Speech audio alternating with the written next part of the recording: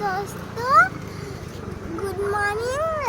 मेरी बस आने वाली है अभी और मैं स्कूल के जाने के बाद पूरे 5 बजे आने के बाद घर में नहा के खाना खा के खेलने जाता हूँ दोस्तों। बाय। भी जा रहा हूँ। Morning friends. इसको बोलना ही नहीं आता, क्या बोलेगा? बंगाली। आज मैं इसको बस से जाना डाके और मैं खेलने जाऊँगा, पत्ती भी करूँगा, पत्ती भी नहीं खेलूँगा।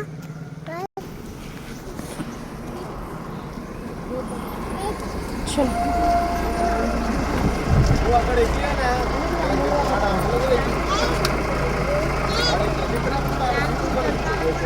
నిన్నే కూర్చుంది, మీ పాప కూర్చున్నాక మళ్ళీ లేచింది. అడుగు తమ్ముడికి కూర్చోపెట్టు.